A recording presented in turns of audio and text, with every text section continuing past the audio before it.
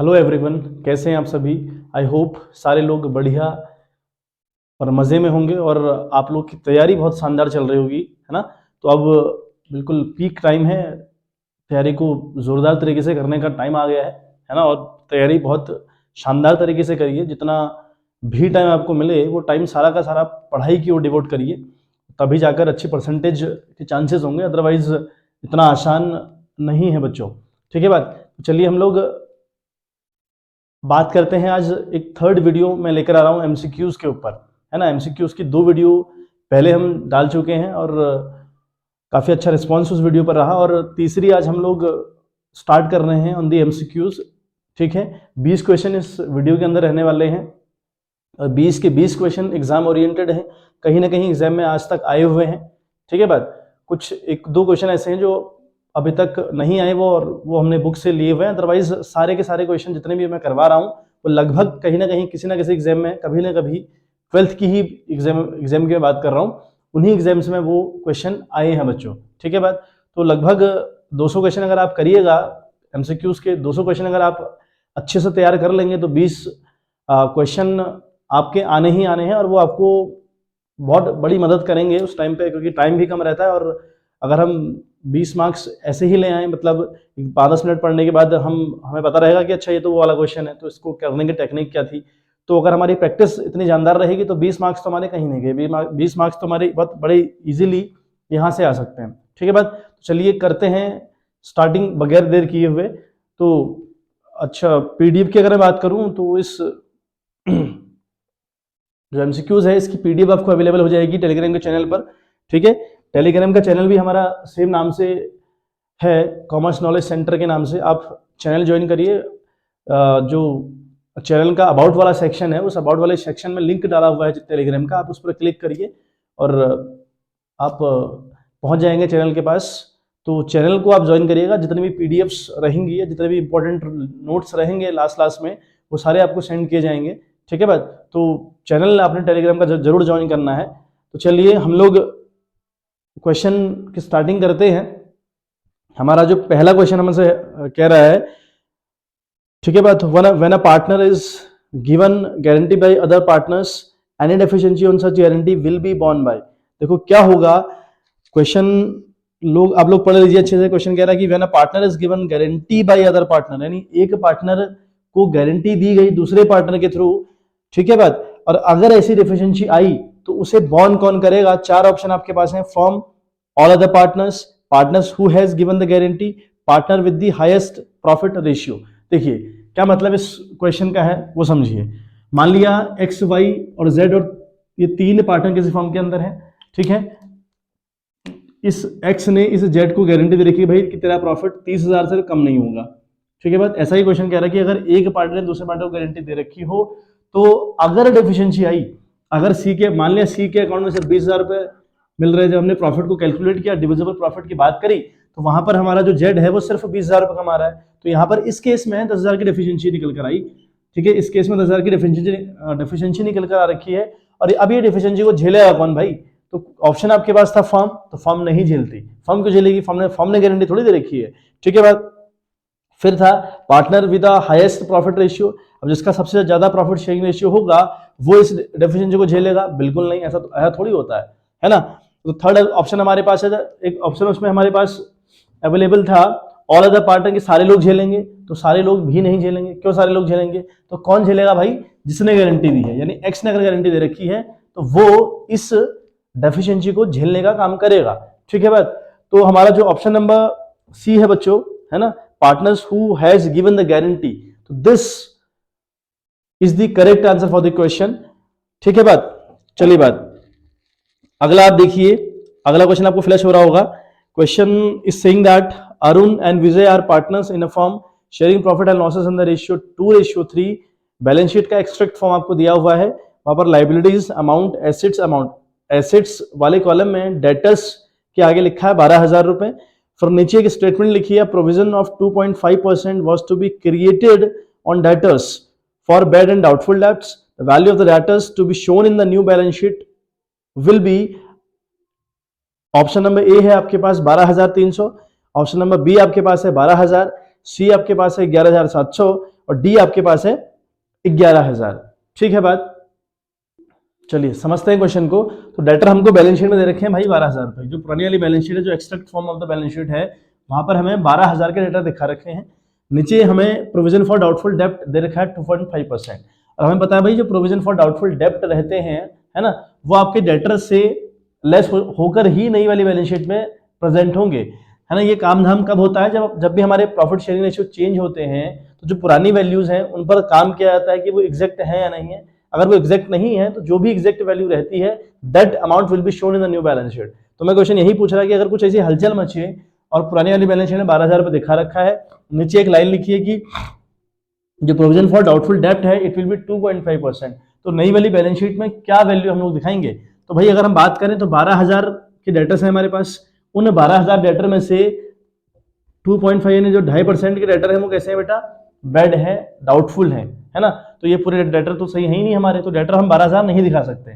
तो 12,000 का 2.5% आप निकालिएगा, ठीक है। यहाँ पॉइंट कट करिए, आप जीरो बढ़ाइए, ठीक है। 25 हो गया, यहाँ पर 3 जीरो ये गए आपके। तो अगर 25 × 12 अगर आप करते हैं, ठीक है, तो 300 आएगा। 25 दूनी 50 कैरी 5 और 25 से कम 25 और 5 हो गया आपका 30। तो ये 300 रुपये का आपका डाउटफुल डेब्ट रहेगा।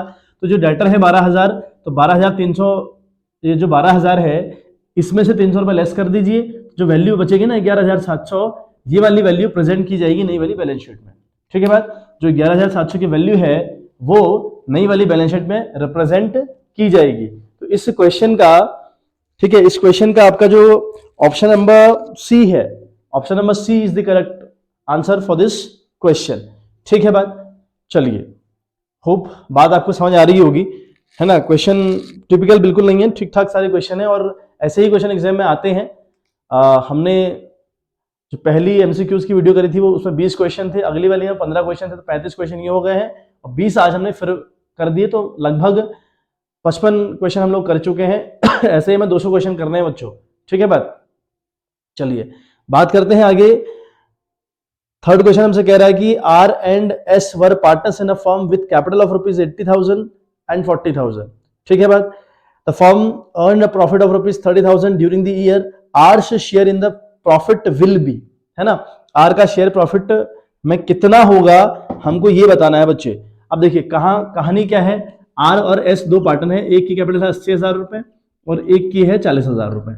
ये इनकी कैपिटल का मामला है कि एक की 80 एक की 40। ठीक है बात। तो कैपिटल इन लोगों की 80 और 40 है। फर्म को प्रॉफिट इस साल होता है 30,000 रुपए। इस साल प्रॉफिट फर्म को कितना हो बच्चे? 30,000 रुपए हुआ। अब हमें ये पूछ रहा है कि जो आर है, आर का जो आर्स है, आर का प्रॉफिट में कितना हिस्सा होगा। This is the question is asking, the question demanding that, और the question is asking that what will be the amount of profit will be get by the R, यानी R को profit कितना मिलना चाहिए या कितना मिलना है भाई। अब देखो हमें प्रॉफिट तो हुआ है 30,000 रुपए, हमें कैपिटल दी है आर की 80 है, एस की 40 है, ये बात भी समझ में आ रही है। लेकिन हमें ये कहां बता रखा है कि प्रॉफिट रेशियो कितना है? हमें ये कहां बता रखा है कि प्रॉफिट रेशियो कितना है? अगर प्रॉफिट रेशियो कितना है ये नहीं बताया है तो हम लोगों ने पहले चैप्टर में पढ़ा था कि फंडामेंटल चैप्टर था हमारे पास, वहां अगर क्वेश्चन में गिवन ना हो कि किस रेशियो में हम प्रॉफिट को बांटा करते हैं, तो वहां पर हमने सीखा था दैट प्रॉफिट विल बी और losses will be divided among the partners equally बढ़ती हैं। तो प्रॉफिट का 30,000 प्रॉफिट हम लोग को हुआ है, तो 30 का 15,000 मिलेगा बेटा आर को। तो ये जो आर है he will get 15,000 from the profit, right. तो इसका आंसर, सही वाला आंसर हुआ 15,000, यानी option number C is the correct answer. ठीक है बात। चलिए करते हैं बात अगले फोर्थ वाले क्वेश्चन के ऊपर। तो फोर्थ वाला क्वेश्चन हमसे कह रहा है on dissolution of the partnership form goodwill if appearing in the balance sheet is transferred to the dash account. Option number A है आपके पास रियलाइजेशन अकाउंट, बी आपके पास है रिवैल्यूएशन अकाउंट, सी आपके पास है partners capital account and partners current account. ठीक है बात। चलिए समझते हैं बात, क्वेश्चन कहना क्या चाह रहा है। देखिए जब हमारे पास गुडविल अपेयर होती है in the balance sheet whenever we are dissolving the firm को जब हम डिसॉल्व कर रहे हैं, मान लिया गुडविल थी 20,000 रुपए की या 30 या 40 या 50 या व्हाटएवर कोई अमाउंट उसमें रहा हो, उससे कोई मतलब नहीं हुआ, मतलब गुडविल थी अल्टीमेट लेवल पर। अब अगर गुडविल थी तो हम लोग को ये बताया ना कि भाई जितनी भी हमारी एसेट्स रहती हैं और जितनी भी हमारी लाइबिलिटीज रहती हैं उन्हें डिसोल्यूशन के टाइम पर हम लोग ट्रांसफर करने का काम करते हैं इन दी रियलाइजेशन अकाउंट, है ना। एक नया कमरा हम लोग खोलते हैं जिसका नाम होता है रियलाइजेशन अकाउंट, है ना। कमरा मतलब अकाउंट खोलते हैं, ठीक है। तो कमरा इन द सेंस वो याद करने की एक टेक्निक है कि सारी की सारी चीजें एक कमरे में पैक कर दी और उस कमरे का नाम है रियलाइजेशन अकाउंट, ठीक है बात। तो गुडविल को हम ट्रांसफर करते हैं कि नहीं करते, तो पहला तो मुद्दा ये हुआ, बिल्कुल करते हैं भाई। अगर गुडविल हमें दे रखी है ना, अगर गुडविल का बैलेंस अगर दे रखा है पुरानी वाली बैलेंस शीट में, अगर गुडविल प्रेजेंट है तो उसे एज ए एसेट्स मानकर ट्रांसफर किया जाता है, ठीक है। ऐसा नहीं गुडविल को ट्रांसफर नहीं करते, गुडविल को बिल्कुल ट्रांसफर करते हैं। रियलाइजेशन अकाउंट के अंदर जितनी भी एसेट्स हैं उनको ट्रांसफर करने का काम हम लोग करते हैं टू दी रियलाइजेशन अकाउंट। साथ साथ अगर हमें गुडविल दी है तो ये अमाउंट भी ट्रांसफर किया जाएगा टू दी रियलाइजेशन अकाउंट। तो इस क्वेश्चन का सही आंसर हुआ रियलाइजेशन अकाउंट, ठीक है बात। यहां पर जो बात करी है dissolution of a partnership from goodwill if appearing the balance sheet is transfer to the, इसका सही आंसर है रियलाइजेशन अकाउंट। रिवैल्यूएशन तो हो ही नहीं सकता, क्योंकि रिवैल्यूएशन हम तब करते हैं जब हम अपना शेयरिंग रेशियो चेंज कर रहे होते हैं, है ना। तो रिवैल्यूएशन की कहानी तो वहां होती है, तो यहाँ तो कहानी है ही नहीं ऐसी, चेंज तो हम कर ही नहीं रहे। पार्टनर्स कैपिटल में कर नहीं सकते डायरेक्टली, हम पार्टनर्स को ये बांट नहीं सकते, करंट का तो कोई मतलब नहीं बनता, ठीक है बात। तो ये गुडविल भी रियलाइजेशन अकाउंट में ट्रांसफर की जाएगी। चलिए तो नेक्स्ट क्वेश्चन देखो आपको फ्लैश हो रहा है, ठीक है बात। On the retirement of Hari from the form of Hari, Ram and Sharma, तीन लोगों की फॉर्म है, हरि है, राम है एंड शर्मा है। The balance sheet showed a debit balance of ₹12,000 in the profit और loss account for calculating the amount payable to Hari, this balance will be transfer. पहला option है, ठीक है। क्वेश्चन एक बार हम समझ लें, क्वेश्चन का मतलब है on the retirement of Hari, Hari firm से रिटायरमेंट ले रहा है, ठीक है। फर्म किसकी है, हरि, राम और शर्मा, तीन लोगों की फर्म है और हरि वहां से रिटायरमेंट ले रहा है, ठीक है। तो balance sheet showed debit balance of ₹12,000, balance sheet में debit balance of ₹12,000 in the profit and loss account, ठीक है। प्रॉफिट एंड लॉस अकाउंट का डेबिट बैलेंस दिखा रखा है ₹12,000। प्रॉफिट एंड लॉस का अगर डेबिट बैलेंस दिखे तो इसका मतलब कंपनी को लॉस हुआ पड़ा है, तो ये ₹12,000 प्रॉफिट ना होकर लॉस है आपका, ठीक है बात। For calculating the amount payable to Hari, यानी अगर हरि को कितना अमाउंट पे होगा, this balance will be transfer, ये बैलेंस ट्रांसफर किया जाएगा कहां। पहला ऑप्शन हमको दे रखा है to the credit of the capital account of Hari, Ram and Sharma equally, यानी जो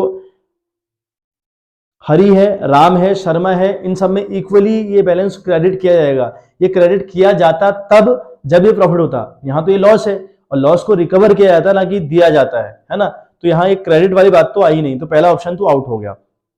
ऑप्शन नंबर बी की अगर हम बात करें, to the debit of the capital account of Hari, Ram and Sharma equally, बिल्कुल सही बात है। हम इस बैलेंस को रिकवर करेंगे फ्रॉम हरि, शर्मा और राम से इक्वली, तो इसका जो ऑप्शन नंबर बी है वो करेक्ट आंसर है। सी की अगर बात करें, to the debit of the capital account of Ram and Sharma equally, ये तो बिल्कुल कोई तुक नहीं बना। To the credit of the capital account of Ram and Sharma equally, ऐसा भी नहीं होगा, ठीक है बात।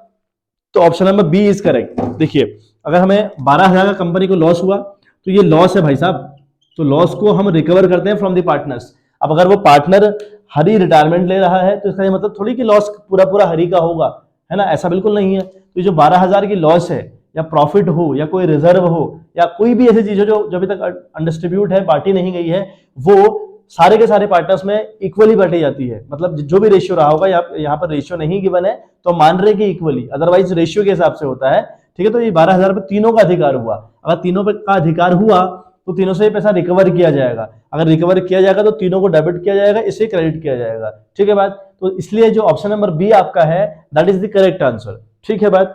चलिए समझते हैं नेक्स्ट वाला क्वेश्चन। देखिए बहुत इंपॉर्टेंट क्वेश्चन है एग्जाम में, ये लगभग सारे एग्जाम में आज तक पूछा गया है, जितने भी एग्जाम 12th के रिगार्डिंग आज तक हुए हैं ना, मतलब मेरा जो करियर है 6 साल का, उन करियर की अगर बात करूं तो मैंने हर साल क्वेश्चन देखा हुआ है। बहुत इंपॉर्टेंट क्वेश्चन है, इसे आप लोग अच्छे से कर लीजिएगा। Question is state any 3 purpose other than issue of bonus share for which securities premium can be utilised, ठीक है। बात करते हैं, देखिए हमने एक टर्म पढ़ी है एसपीआर, मतलब सिक्योरिटीज प्रीमियम रिजर्व के ऊपर हम लोग बात करते हैं जब भी हमने शेयर का चैप्टर पढ़ा होगा, ठीक है बात। तो हमने जो एसपीआर की बात करी ना, ये जो एसपीआर मान लिया किसी कंपनी के पास 10 लाख रुपए है, तो ये जो एसपीआर है कंपनी का खुद का तो होता नहीं है। कंपनी ऐसा नहीं कि इस 10 लाख रुपए को अपने डेवलपमेंट में यूज कर लेगी या कहीं अपना घर के खर्चे चला लेगी, कंपनी या कोई चीज बना लेगी, ऐसा कंपनी नहीं कर सकती, क्योंकि ये प्रोहिबिटेड बाय द लॉ है। लॉ के अकॉर्डिंग ही आपको जाना होता है, एसपीआर को हर जगह यूज नहीं करना होता। एक बेसिक यूज इसका बहुत इंपॉर्टेंट यूज है बोनस शेयर के तौर पर, जब कंपनी बोनस शेयर इशू करती है ना, जब कंपनी बोनस शेयर क्या होता है, मतलब मान लिया किसी के पास 2 शेयर हैं, किसी के पास 2 शेयर हैं कंपनी के, तो उस कंपनी ने कहा जिसके पास 2 है उसको हम 1 शेयर फ्री में दे रहे हैं। ठीक है बात, ये बोनस शेयर हुआ, इसका पैसा नहीं लिया गया, तो इसके पास अल्टीमेट अब 3 हो गए। ठीक है, ऐसे ही जिसके पास 20 शेयर हैं तो उसे कंपनी ने कहा कि हम आपको 10 शेयर दे रहे हैं, तो मतलब इसके पास अल्टीमेट लेवल पर 30 शेयर हो गए हैं। मतलब ये जो 1 शेयर इसको दिया गया और ऐसे ही 10 शेयर इसको दिए गए, तो ये बोनस हुआ। इन बोनस शेयर के बदले पैसा नहीं लेती कंपनी। अगर पैसा नहीं ले रही है तो भाई जो लॉस है उसको कहां से रिकवर करेगी, तो उसे ये कंपनी जो इतना, जिन पर मान लिया ना ये 100 रुपए का था, ये एक ऐसे मान लो कि जिसके पास 2000 शेयर है उसको 1000 शेयर फ्री में दिए गए, उसको 1000 शेयर फ्री में दिए गए, है ना। तो जो अल्टीमेट लेवल पर आपको लॉस होता है 1000 शेयर ये, 100 शेयर, 10 शेयर ये, 1 शेयर ये, तो इन तीनों की लॉस को रिकवर करने का काम आप कहां से करेंगे बच्चे, एसपीआर से। तो इस रिकवरी को हम जो ये लॉस है इसकी रिकवरी हम लोग एसपीआर से करते हैं। तो पहला तो बेसिक यूज इसका हर एक कंपनी करती है, एक यूज तो ये हो गया। ठीक है बात, बाकी मैंने सारे आंसर्स लिखे हुए हैं, तो इसमें देखो क्या लिखा था, 3 रीजन या 3 purpose other than issue of bonus share, यानी बोनस शेयर के अलावा, ठीक है, for which securities premium can be utilised. बाकी हम इसे कहां यूज कर सकते हैं, option number A B C, ये तीनों इसके आंसर हैं, ऑप्शन नहीं है। ठीक है, मैंने एक आपको बताया कि बोनस शेयर के टाइम पर हम इसको यूज कर सकते हैं, कोई दिक्कत नहीं है। बोनस शेयर क्या होता है मैंने आपको बता दिया कि फ्री में शेयर प्रोवाइड करवाना टू द शेयर होल्डर्स, है ना। तो ये जो फ्री में शेयर बांटे गए हैं टू द पब्लिक, उन शेयर से हमको जो लॉस हुआ उसकी रिकवरी हम एसपीआर से कर सकते हैं, एक ऑप्शन। दूसरा ऑप्शन ये है कि भाई for writing of the preliminary, जो स्टार्टिंग के खर्चे रहते हैं ना, उन खर्चों को भी हम रिकवरी यहां से कर सकते हैं। ठीक है, तो इसलिए ऑप्शन नंबर जो 1 है वो है for writing of preliminary expenses of the company.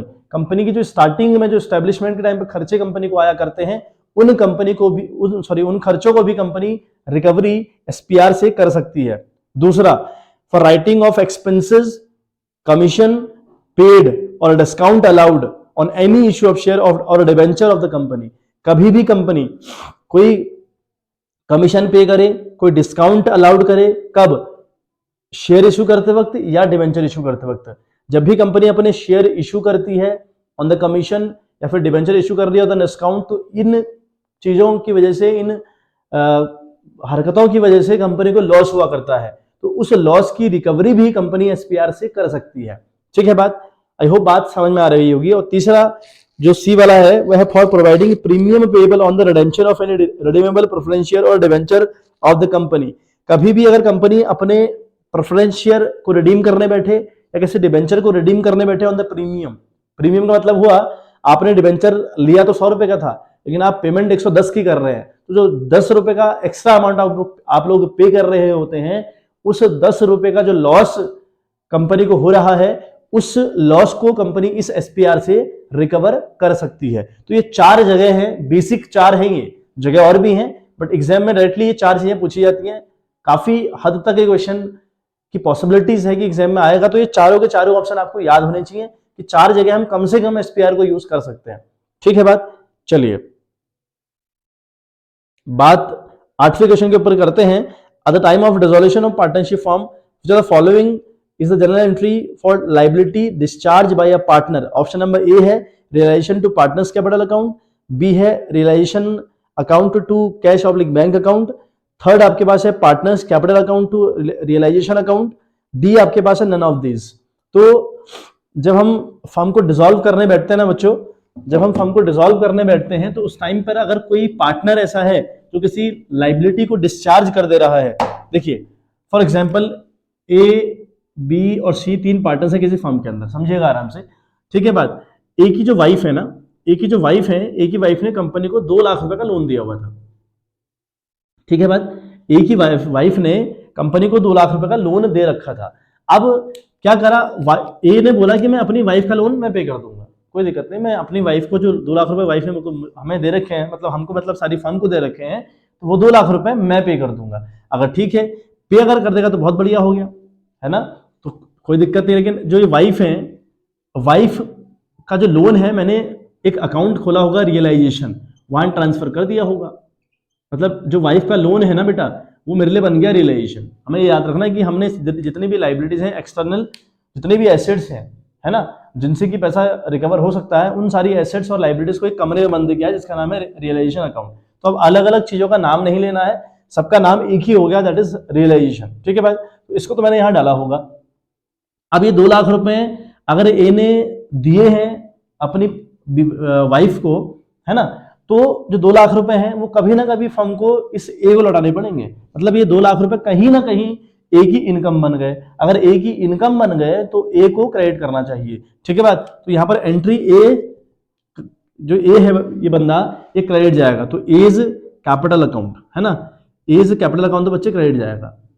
ठीक है, विद रुपीज 2 लाख। अगर 2 लाख की बात होती तो, मतलब 2 लाख रुपए मैंने जस्ट एग्जांपल लिया है। और डेबिट हम क्या करें, डेबिट हम उसकी वाइफ को नहीं कर सकते, मैंने फिर कहा क्योंकि वाइफ है ही नहीं। वाइफ क्या है, वाइफ तो बन गई रियलाइजेशन, तो यहां पर एंट्री होगी रियलाइजेशन अकाउंट। ठीक है, एंट्री होगी realisation account debit with rupees 2 lakh and to capital account 2 lakh. तो ये स्कीम हुई एंट्री करने की। तो आपने अगर किसी पार्टनर ने किसी लाइबिलिटी को डिस्चार्ज किया तो वो पर्टिकुलर अमाउंट उस पार्टनर की इनकम बनेगा। अगर वो पार्टनर की इनकम बन रहा है तो that partner will be goes to credit side. तो एक पार्टनर क्रेडिट किया तो फिर डेबिट क्या जाएगा, डेबिट भाई रियलाइजेशन अकाउंट जाएगा। तो जो realisation account A to A's capital account है ना, टू एज कैपिटल अकाउंट है, realisation to A's capital account, that option is correct. जहां पर ऐसा कुछ लिखा हुआ है तो यहां पर हम देखें, ठीक है, तो ऑप्शन नंबर ए में लिखा है realisation account debit to partners capital account, तो दिस एंट्री इज करेक्ट। ठीक है बात, चलिए समझते हैं अगली बात। What is the meant by unlimited liability of a partner. ठीक है, ये थ्योरेटिकल क्वेश्चन है कि unlimited liability of a partner क्या होती है। ठीक है बात, आंसर इसका है, देखिए गोल्डन आंसर है ये। Unlimited liability means that liability of a partner is joint and several.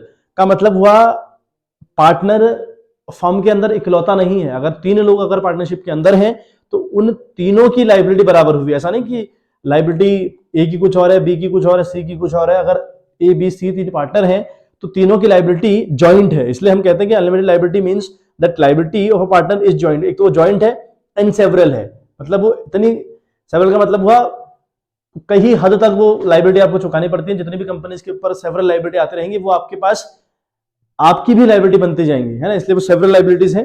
The personal assets of a partner can be utilised for paying firm's डेब्ट। और एक बात और, जो फर्म है अगर उसकी लाइबिलिटी को पे करने की बारी आई और वो पे नहीं हो पा रही है तो जो पार्टनर हैं उनकी प्राइवेट एसेट्स को भी यूज किया जा सकता है। तो इसी को unlimited liability of a partner कहते हैं। ठीक है बात, तो आई होप बात समझ आ गई होगी, बिकॉज थ्योरेटिकल क्वेश्चन है, बहुत ज्यादा खतरनाक बात थी नहीं इसमें, समझने लायक, है ना, जो समझाने लायक था मैंने आपको समझा दिया। चलिए बात करते हैं 10th वाले क्वेश्चन के ऊपर। क्वेश्चन कह रहा है कि calls and arrear is shown, अच्छा ये 2 बार गलती से टाइप हो गया, इज शोन, तो ये एक बार है सिर्फ, है ना। Calls and arrear is shown in the equity and liabilities part of the balance sheet under the head current liabilities, true की फॉल्स। ठीक है बात कर लेते हैं इसके ऊपर। तो देखिए जो कॉल्स एंड एरियर है, ये जो कॉल्स एंड एरियर एक वर्ड है ना, कॉल्स इन एरियर, तो इसका क्या मतलब है भाई। जो कॉल्स इन एरियर है का मतलब ये है कि if a share holder is not paying the money on the due call, है ना, ड्यू कॉल पर कोई बंदा पैसा नहीं दे रहा। मान लिया एक बंदा मोहन है, मोहन के पास कंपनी के 2000 शेयर हैं, है ना, 2000 शेयर पर ये 2 रुपए नहीं दे रहा, मतलब कि ये नहीं दे रहा है कंपनी को 4000 रुपए, या ये दे नहीं पा रहा है, दे नहीं रहा है, बात एक ही हुई, मतलब ये दे नहीं पा रहा है 4000 रुपए, ये दे नहीं पा रहा, तो इसी को हम बोलते हैं बेटे कॉल्स इन एरियर, कि आपकी कॉल तो ड्यू हो चुकी है लेकिन आप पेमेंट नहीं कर पाए, तो उसे हम बोलते हैं कॉल्स इन एरियर। अब ये 4000 रुपए मेरे पास आज नहीं तो कल नहीं तो परसों आने वाले तो हैं, है ना। अगर आने वाले हैं तो जो आने वाला होता है अकाउंटिंग के अंदर उसे हम अकाउंट्स में एसेट्स कहते हैं। यहां क्वेश्चन कह रहा है कि लाइबिलिटी के अंदर दिखाएंगे, तो बिल्कुल नहीं भाई, अगर वो एसेट्स है तो लाइबिलिटी में कहां दिखाएंगे, हम इसको दिखाएंगे एसेट साइड। तो ये यहाँ जो ऑप्शन नंबर बी हो ना, फॉल्स वाला जो ऑप्शन है वो आपका करेक्ट है। जो ट्रू वाला ऑप्शन है वो नहीं ट्रू है, ये फॉल्स स्टेटमेंट है। हाँ, अगर एक वर्ड आया होता, मैं आपको बता दूं, साथ साथ इसकी एक क्वेश्चन और क्लियर कर दूं, अगर कॉल्स इन एडवांस लिखा होता, है ना, अगर कॉल्स इन एडवांस लिखा होता तब क्या करते। तो कॉल्स इन एडवांस का मतलब हुआ भाई इसी की बात करते हैं इस मोहन की, कि मोहन ने आखिरी कॉल थी, फर्स्ट एंड फाइनल कॉल या सेकंड एंड फाइनल कॉल थी 3 रुपए की, 3 रुपए की थी, तो इसने वो साथ साथ पहली कॉल के साथ साथ दे दिया, तो 1000 इंटू 3 यानी 6000 रुपये आपके पास कॉल्स इन एडवांस आया। 6000 रुपये आपके पास क्या है बच्चे, कॉल्स इन एडवांस है, मतलब आपके पास किसी का पैसा एडवांस में पड़ा हुआ है। अब अगर एडवांस में पड़ा हुआ है पैसा, है ना, तो ये पैसा तब तक आपकी लाइबिलिटी है जब तक आप सामने वाले का काम नहीं कर देते, मतलब जब तक आप उसको शेयर अलॉट नहीं कर देते हैं आखिरी कॉल तक का, तो तब तक का ये पैसा जो 6000 रुपये है आपके ऊपर एज अ लाइबिलिटी काम करेगा, लाइबिलिटी की तरह तौर पर रहेगा। तो ये under the equity and liability, और इसका जो मेन हेड बनेगा करंट लाइबिलिटी, उसके अंदर हम दिखाते हैं कॉल्स इन एडवांस को, ना कि कॉल्स इन एरियर को। तो कॉल्स इन एरियर तो हमारी एसेट्स है, ये तुम्हारी एसेट साइड दिखेगी कैश एंड कैश इक्विवेलेंट के अंदर, है ना, लेकिन जो ये कॉल्स इन एडवांस है ये हमारी इक्विटी एंड लाइबिलिटी के अंदर दिखेगा, और इसका जो हेड रहेगा मेन वो रहेगा करंट लाइबिलिटी। तो करंट लाइबिलिटी के अंदर ये दिखेगा हम लोग को। ठीक है बात, तो दोनों बातें आई होप क्लियर हो गई होंगी। ठीक है, चलिए बच्चे, तो नेक्स्ट क्वेश्चन हमारे पास है, what is meant by the number of year purchase, है ना, used eight the time of valuation of goodwill. तो जो हम गुडविल को वैल्यू करते हैं by the average profit method, by the super profit method, तो ठीक है, जो एवरेज प्रॉफिट स्पेशली हमारा रहता है तो उसमें हम number of year purchase use करते हैं, है ना। तो ये नंबर ऑफ ईयर परचेज जो हम यूज कर रहे थे उसका क्या मतलब हुआ, ठीक है, तो उसका मतलब हमारे पास क्या है, number of year purchase is indicative of the fact that a business estimated to earn similar profit to for a certain number of years because of its past effort। का मतलब देखो थोड़ा सा हम समझें, ठीक है, मैं आपको एक बार मतलब बता देता हूं हल्का सा, otherwise you know very well कि भाई क्या मतलब इसका होता है अल्टीमेट लेवल पर। जो हम करते हैं ना, जैसे average profit multiply by number of year purchase हम लोग लिखते हैं ना, नंबर ऑफ ईयर परचेज हम लोग लिखते हैं, तो ये जो नंबर ऑफ ईयर परचेज है इसका ये मतलब हुआ, मान लिया कंपनी 2011, 12, 13, 14 का प्रॉफिट हम लोग को दिया हुआ है ना, तो कंपनी प्रॉफिट कमा रही है। ठीक है बात, यहाँ 1 लाख, यहाँ मान लिया माने यहाँ 2 लाख कमाया कंपनी ने, यहाँ मान लिया 3 लाख कमाया, यहाँ 4 लाख कमाया, यहाँ फिर 3 लाख कमाया, तो ऑन एन एवरेज मान लें कंपनी 3 लाख का प्रॉफिट कमा रही है। हम ऑन एन एवरेज मान ले रहे हैं कि जो एवरेज प्रॉफिट है कंपनी का वो लगभग 3 लाख रुपए है।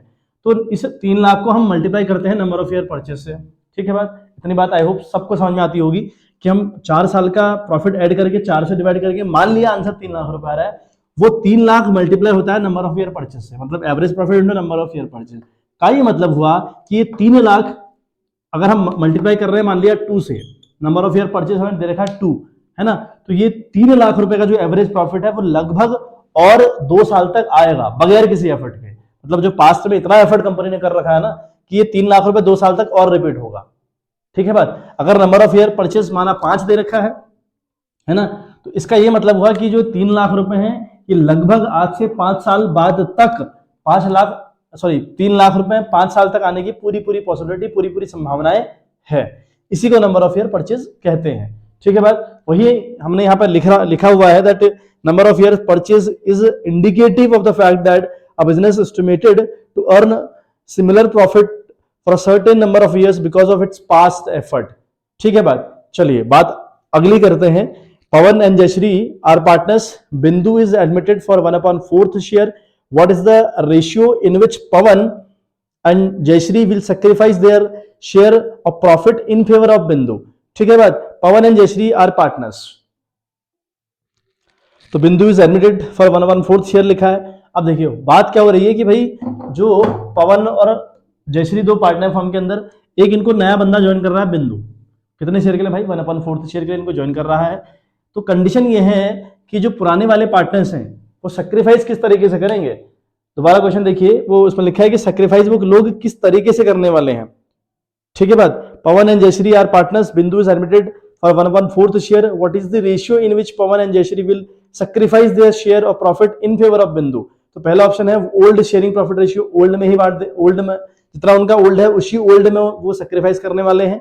ठीक है बात, और अगला ऑप्शन हमारे पास है that new profit share ratio में वो लोग सैक्रिफाइस करेंगे, इक्वली करेंगे या फिर सैक्रिफाइस रेशियो में सैक्रिफाइस करेंगे। ठीक है बात, देखिए मान लिया जो ये पवन एंड जयश्री है इनका जो ओल्ड रेशियो रहा होगा वो 3:2 रहा होगा। ठीक है, और ये 1/4 के लिए नया बंदा आ रहा है। तो एक कॉन्सेप्ट हम लोगों ने सीखा होगा eight the time of admission कि जब आने वाले बंदे का शेयर दिया हो 1/4 है, 1/5 है, 1/6 है, व्हाटएवर आने वाले का शेयर तो गिवन हो, लेकिन हमको ये ना पता हो कि कौन दे रहा है, इन दोनों में से कौन कितना दे रहा है, या ये किससे कितना ले रहा है, ऐसा कुछ भी गिवन क्वेश्चन में नहीं है। तो हम जो सैक्रिफाइस रेशियो मानते हैं ना, जो हम सैक्रिफाइस रेशियो मानते हैं, तो हम इसी ओल्ड वाले को सैक्रिफाइस रेशियो मान लेते हैं कि जो ओल्ड रेशियो था वही सैक्रिफाइस बन जाता है। ऐसा कॉन्सेप्ट है, आप करके देख लीजिएगा, आंसर आपका 3:2 ही आएगा। अगर आप सैक्रिफाइस रेशियो निकालिएगा ना इन दोनों का, तो आंसर आपका 3:2 ही आएगा। किसी विद्वान का एक्सपेरिमेंट है बहुत तगड़ा, है ना।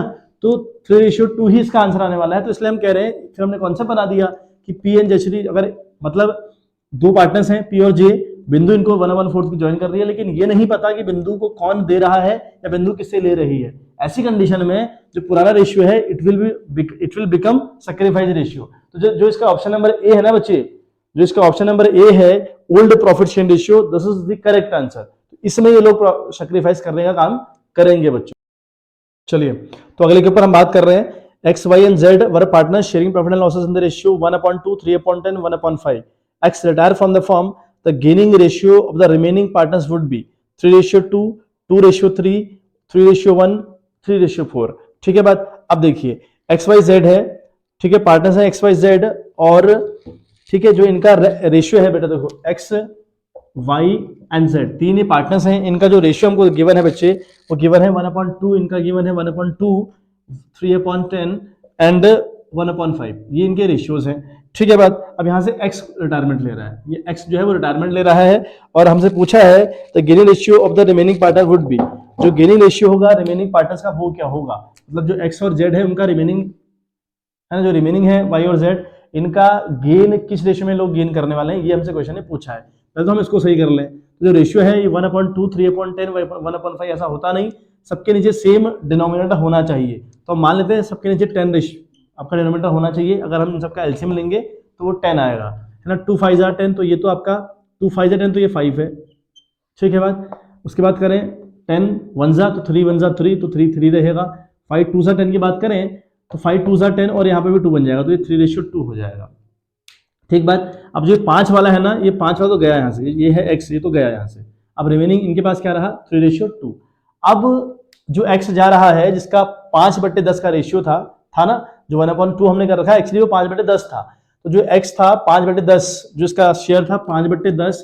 अब हमको ये नहीं बताया कि 5/10 वो किसको दे रहा है, कौन एक्वायर कर रहा है, या किस रेशियो में एक्वायर कर रहा है, कोई जानकारी क्वेश्चन में गिवन नहीं है। अब अगर ऐसा होता है, जो ये रिमेनिंग प्रॉफिट शेयरिंग रेशियो होता है उसी को हम गेन मान लेते हैं। जैसे भी एडमिशन में सीखा था, जस्ट पहले वाला क्वेश्चन किया था हम लोगों ने, वहां पर जो रिमेनिंग है ना, उसी को हम लोग यानी जो पुराना रेशियो था उसी को हमने मान लिया, इसी में ये लोग सेक्रीफाइस करेंगे। यहां हम ऐसा मान ले रहे हैं जो रिमेनिंग रेशियो है 3:2, इट विल बी, है ना, it will be the gaining ratio also, इसी को हम गेनिंग रेशियो भी मानेंगे। तो जो इसमें ऑप्शन नंबर ए है इस क्वेश्चन में 3:2 वाला, that is the correct answer. तो 3:2 में लोग गेन करने वाले हैं। ठीक है बात, ऐसा माना जाता है। चलिए 14 वाले की अगर हम बात करें, पिक आउट, है ना, पिक ऑड वन आउट, यानी ऑड वाला इससे बाहर करना है, जो ऑड है इससे बाहर कर देना है उसको। एक है हमारा टैक्सेशन फंड, दूसरा हमारा है WCR यानी वर्कमैन कंपनसेशन फंड हमारे पास है, तीसरा हमारे पास एम्प्लॉयमेंट एम्प्लॉय सेविंग फंड है, और तीसरा यानी चौथा ऑप्शन हमारे पास मशीनरी रिप्लेसमेंट फंड है। तो इनमें से ऑड कौन है? पहली बात तो चारों लाइबिलिटी है, टैक्सेशन फंड आपकी लाइबिलिटी, WCR आपकी लाइबिलिटी, एम्प्लॉय सेविंग फंड आपकी लाइबिलिटी, मशीनरी रिप्लेसमेंट फंड आपकी लाइबिलिटी। लेकिन जो टैक्सेशन फंड है ना, ये टैक्सेशन फंड है आपका एक्सटर्नल, वर्कमैन कंपनसेशन फंड आपका इंटरनल है। उसके बाद एम्प्लॉयज सेविंग फंड की बात करें तो एक्सटर्नल है। एम्प्लॉयज एक्सटर्नल है क्यों? एम्प्लॉयज प्रोविडेंट फंड का मतलब है EPF, और EPF उन एम्प्लॉयज का करता है जो हमारे यहाँ काम कर रहे होते हैं, लेकिन अगर वो एम्प्लॉय काम छोड़कर चला जाए तो फिर हमारे लिए बाहर का बन गया, लेकिन उसको EPF कभी ना कभी देना पड़ता है, इसलिए इसको इंटरनल ना मानते हुए एक्सटर्नल लायबिलिटी माना जाता है। दूसरा मशीनरी रिप्लेसमेंट फंड की अगर मैं बात करूं, हम मशीनरी रिप्लेसमेंट फंड सेव तो करते हैं, लेकिन मशीनरी रिप्लेसमेंट फंड हमें खुद के पास नहीं रखना होता है। जब भी मशीनरी हमको बदलनी पड़ेगी, टेक्नोलॉजी चेंज होगी तो हमको मशीनरी तो चेंज करनी ही करनी है। अगर करनी है तो फिर ये भी हमारा एक्सटर्नल लायबिलिटी के अंदर काम करता है। तो ये A, B और D ये तीनों हमारे लायबिलिटी भी बाहर वाली, लेकिन जो WCR है वो अंदर वाली है, तो वो आपका इसमें ऑड है। बाकी तीनों सेम कैटेगरी के हैं लेकिन वो नहीं है, तो इसलिए ऑड इसमें B वाला हुआ। तो B option is so much correct. ठीक है बात। चलिए अगला क्वेश्चन हमारे पास है, Sita and Shyam are partners in a firm sharing profit and losses in the ratio 5:1, extract of balance sheet हमको दिया हुआ है, लाइबिलिटीज अमाउंट एसेट्स के साइड दिया है, land and building of ₹5 lakh की दे रखी है। If the land and building was to be appreciated by 1,20,000 then what value land and building will be shown in the new balance sheet. ठीक है बात। तो जो पुरानी वाली बैलेंस शीट में उसमें हमें लैंड एंड बिल्डिंग दे रखी है 5 लाख रुपए बच्चों। ठीक है, ये दे रखिए 5 लाख की, और नीचे कहा है ये दी है 5 लाख रुपए की, और नीचे हमसे कहा क्या कहा है बच्चों कि 1,20,000 रुपए से इंक्रीज हो रही है। कहा है ना बाई, मतलब इट इज इंक्रीजिंग बाई और इट इज अप्रिशिएटिंग बाई 1,20,000। तो भाई नई वाली बैलेंस शीट में हम कितनी वैल्यू को रिप्रेजेंट करेंगे, ये हमसे क्वेश्चन पूछ रहा है। तो भाई 5 लाख की पहली थी वो, अब बाद में हम जो वो क्रॉस चेक करी गई, वो दोबारा रीअसेसमेंट करा गया उसका, उसको रिवैल्यूएट किया गया, तो देखा कि वो तो 1,20 से और बढ़ रही है, तो 5 लाख ये हो गया, 1,20 हो गया। तो अगली वाली नई वाली जो बैलेंस शीट है उसमें इस लैंड एंड बिल्डिंग को हम 6,20,000 के साथ शो करेंगे। ठीक है बात। तो इसका जो आंसर है वो 6,20,000 वाला है, डी वाला ऑप्शन इसका करेक्ट है बच्चों। ठीक है बात। चलिए बच्चों, तो नेक्स्ट वाला जो क्वेश्चन हमारे पास है, ठीक है बात, उसमें हमें ये केस पढ़ना है। तो केस देखो क्या लिखा है, read the following case and answer the question 16 to 17, 16 और 17 तक का जो क्वेश्चन है वो इसी से हमको देना है आंसर उसका, on the basis of the same. Anita, Asha and Bashir are partners sharing profit and losses in the ratio 3:1 respectively. On 1st April 2016, they decided to change their profit sharing ratio. The partnership did provide that in the event of any change in the profit sharing ratio, the goodwill of the firm should be valued at 2 years purchase of the average super profit for the last 3 years. ठीक है, तो super profit की help नहीं है, थोड़ा घुमा रखा है, ऑफ एवरेज भी दे रखा है, सुपर भी दे रखा है, बात 2 ईयर परचेज की भी कर रहा है। तो अल्टीमेट लेवल पर हम लोग को जो क्वेश्चन करना है वो सुपर प्रॉफिट मेथड के हिसाब से करना है बच्चे। ठीक है बात। तो 15-16 का प्रॉफिट हमको 40,000 रुपए दिया हुआ है, और 14-15 का प्रॉफिट हमें 30,000 रुपए दिया हुआ है। 13-14 का जो है हमें लॉस दे रखा है कि 10,000 का लॉस हुआ पड़ा था। फिर आगे लिखा है the average capital employed in the business was ₹1 lakh, नहीं है ये 1,10,000 है।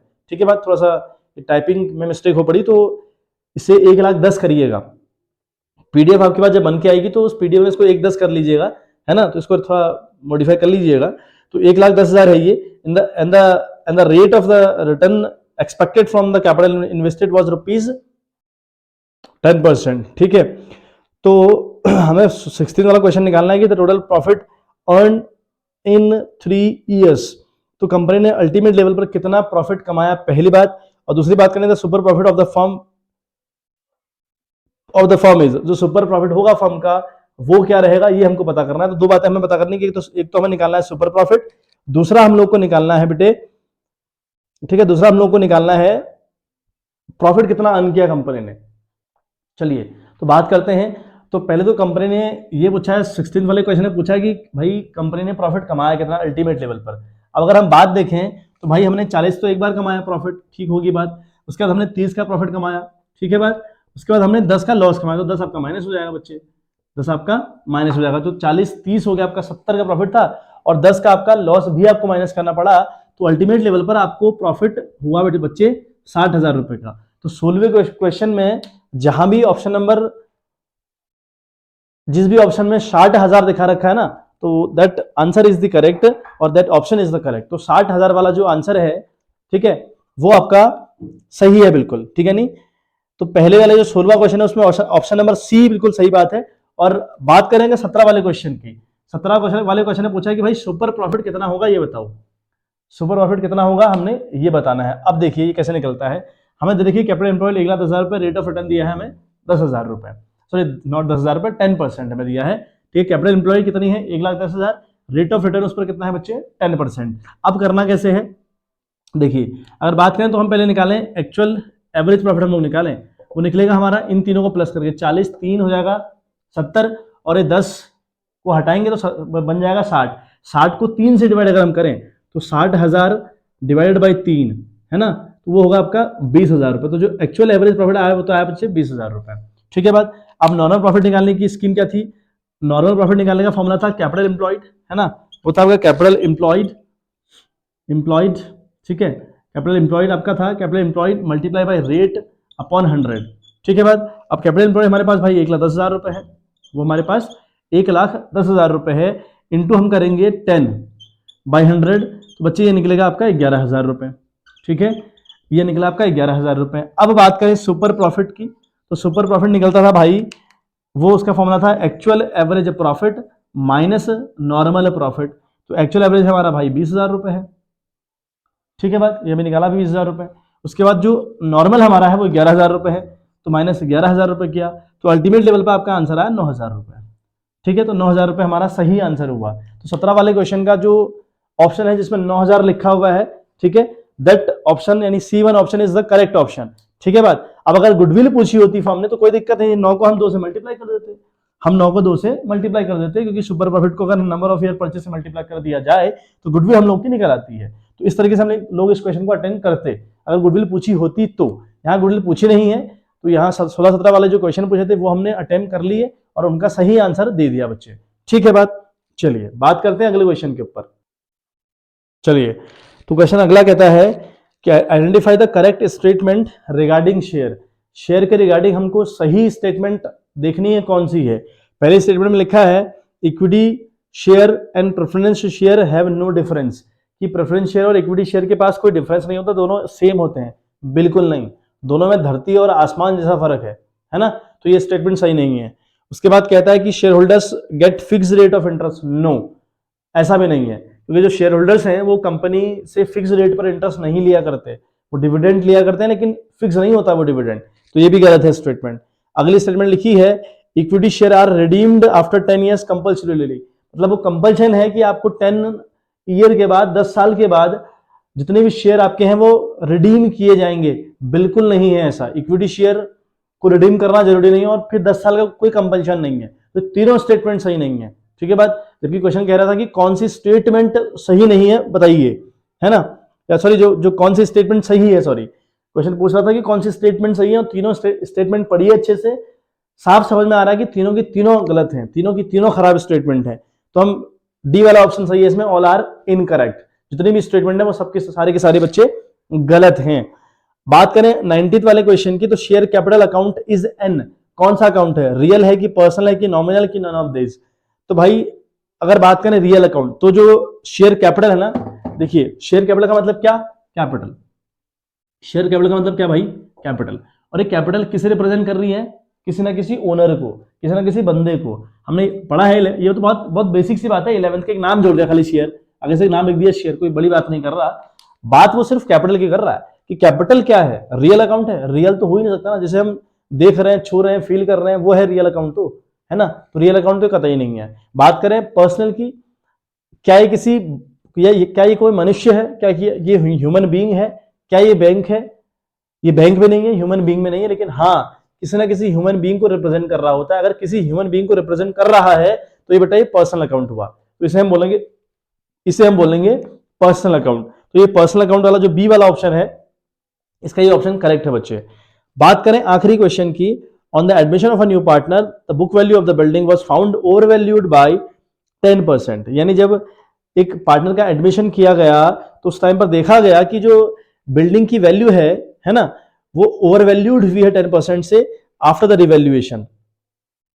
After the revaluation the value of the building is ₹60,000। What was the value of the building before revaluation.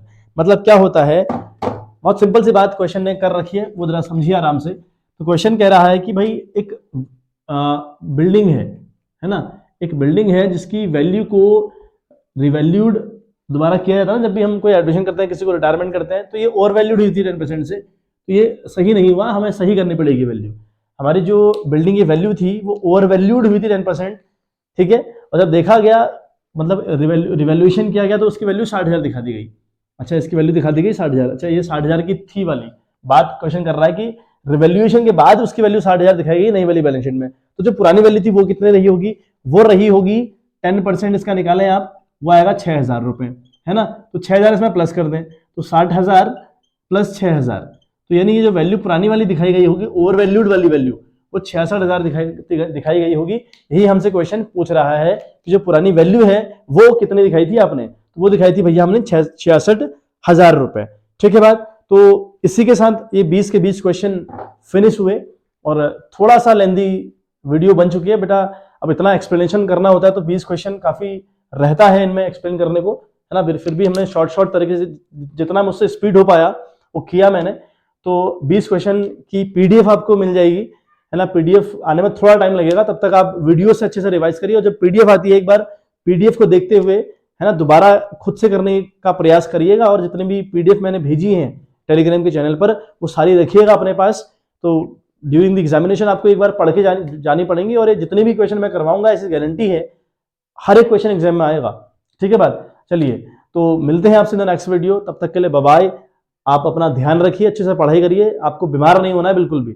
ये बहुत इंपॉर्टेंट बात है कि आपने अभी अपना जो आपका जो शरीर है उसका बहुत अच्छे से ख्याल रखना है, ताकि आप अभी भी इस बीच में वायरल चल रहे हैं तो बीमार आप लोग ना पड़े। ध्यान रखिएगा इस बात का, ठीक है। और मन लगा के पढ़ाई करिए, आपकी जो सपने हैं 90 लाने के, 95 लाने के, वो बिल्कुल पूरे होंगे, ऐसी विश हमारी ओर से आपके लिए है। और आप बट एक शर्त उसके लिए है कि खूब सारी मेहनत आपको उसके पीछे करनी है बच्चे, ठीक है। चलिए, मिलते हैं आपसे इन द नेक्स्ट वीडियो, तब तक के लिए bye bye, have a good day.